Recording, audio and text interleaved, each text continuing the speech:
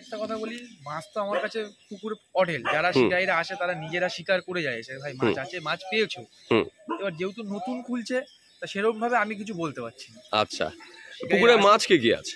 পুকুরে পাঙাশ বাদে সবই আছে। পাঙ্গাস বাদে সব ধরনের মাছ আছে, মানে রুই, কাতলা, মৃগেল, বাটা, মনোপিয়া, লালনটিকা সবই পাবে। লাক্তাব।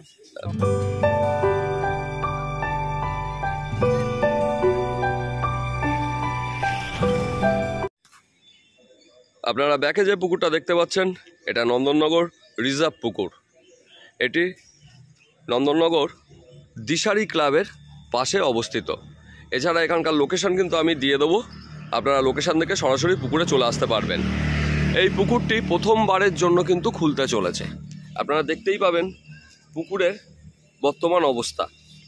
পুকুরটি ছোট, কিন্তু পুকুরের দুপারে সিট হবে।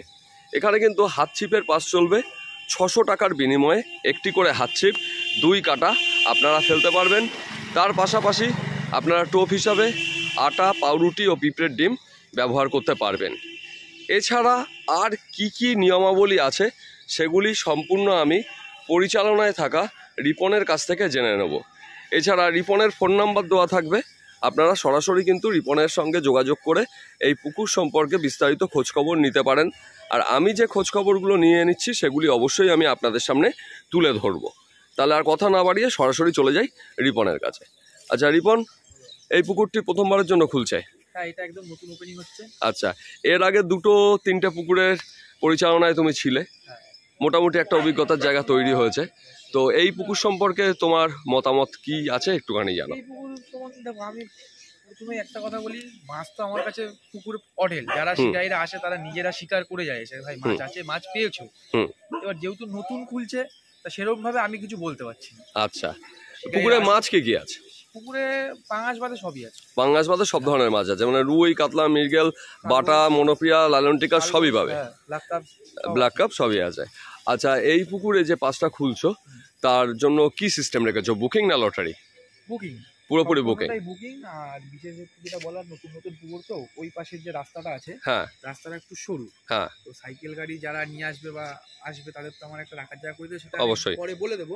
হ্যাঁ। আর দ্বিতীয় কথা হচ্ছে, মদ্যপান তো একদমই বন্ধ। হ্যাঁ, আর কোনো রকম অশ্লীল আচরণও করা যাবে না বা মুখের ভাষা খারাপ করা যাবে না, কারণ একদম হ্যাঁ আমি দেখিয়ে দিচ্ছি, আপনারা দেখলেই দেখতে পাবেন। এই দেখুন রাস্তার গা দিয়ে বাড়ি এবং তার পাশেই কিন্তু পুকুর। এ পাশেও কিন্তু সেম, এ পাশেও রাস্তা গেছে, তার পাশেই কিন্তু বাড়িগুলি অবস্থিত। অর্থাৎ মদ্যপান এবং অশ্লীল আচরণ কঠোরভাবে নিষিদ্ধ। আর দাদার ঝিলের যে নিয়ম থাকে, যদি মদ্যপান করার ইচ্ছা থাকে তাহলে সরাসরি আপনারা পুকুরে আসবেন না, মানে এইরকমভাবে কিন্তু কেউ বলে না, কিন্তু দাদা এটা করে থাকেন, কারণ এলাকায় থাকতে গেলে করতে হয় অবশ্যই। সেটা স্বাভাবিক, তার হয়তো মতবিরোধ হতেই পারে, ভালো লাগেনি, সে বাজে কথা বললো, তখন পাড়ার লোক তাকে কিছু বললো। আচ্ছা, এবার বুকিংটা যে নিচ্ছ সেটা কিভাবে নেবে? 200 টাকা বুকিং। 200 টাকা বুকিং, সিট দেখে বুক করে যাবে। পুকুরে এসে সিট দেখে। টোটাল সিট কতগুলো? টোটাল সিট এই পুকুরে 50টা। 50টা সিট দুপার মিলিয়ে। আর আমি প্রথমেই বলে দিই, আমার এই পারে অনেক গাছ আছে। হ্যাঁ, এই পারে গাছ আছে, দেখতেই পাচ্ছ। হ্যাঁ, যারা আসবে শিকারি বুক করতে, তারা নিজেরাও দেখতে পারবে যে গাছের সামনে আমার টিকিট, গাছের সামনে কোনো টিকিট রাখছো না। একটা সিট একটু ক্লোজ আছে, আর যে ক্ষেত্রে কিছু ডাল হয়তো বেরিয়ে গেছে, সেই ডালগুলো ছেটে দেওয়ার ব্যবস্থা করছো। ডালপালা সব ছেটে দেওয়ার ব্যবস্থা হবে। আর কিছু সিট অনেকটা গ্যাপ, যেহেতু আমার ডালপালা আছে, আমার তো সবার সিটাইতে সুযোগটা দিতে হবে। হ্যাঁ, গাছের সামনে সিট দিয়ে আসে, মাছ ধরতে পারবে। আচ্ছা, আর একটা কথা হচ্ছে, কত ফুট ছিপে অ্যালাউ করছো?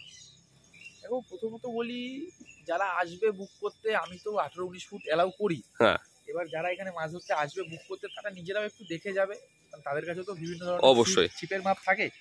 আর ওই পারে আমি আগেই বলে রাখি, কারেন্টের তার আছে একদম গায়ে।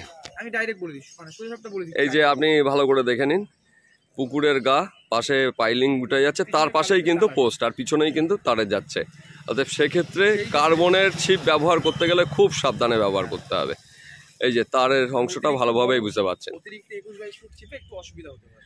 তাহলে মোটামুটি ধরে রাখতে হবে যে 18 ফুট মতো ছিপ, আর অতিরিক্ত সুতো ব্যবহার করা যাবে না। যারা আসবে শিকারীরা, তারা নিজস্ব আইডিয়া আছে, অবশ্যই তারা একটা বুঝে তাদের মতো করে বলে। আচ্ছা, ছিপে কি অতিরিক্ত সুতো বা কল ব্যবহার করতে হবে? কল তো আমাদের একদমই বন্ধ, কলও বন্ধ, সুতোও বন্ধ। আচ্ছা, চার মশলা করতে পারবে? হ্যাঁ, চার মশলা করতে পারবে।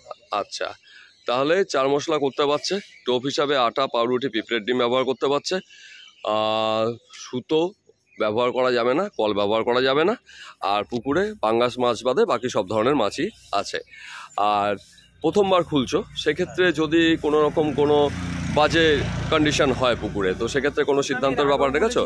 এখনো বলছি, সবাই পয়সা দিয়ে মাছ ধরতে আসে, 50 জন বসলো, 1-2 জন মাছ পেলো, 48 জন খালি হাতে বাড়ি চলে গেল, এটা তো হয় না। অবশ্যই এই জায়গায় আমাদের ডিসিশন থাকবে সব সময় জন্য। হ্যাঁ, এটা খুব ভালো কথা বলেছো, স্বাভাবিক। ঠিক আছে, তাহলে আর বিশেষ সবাই কিছুই শখে জানার আসে, নেই। সবাই শখে আসে মাছ ধরতে আসে, দুটো মাছ না পেলে হুম। কারোরই মন ভরে না।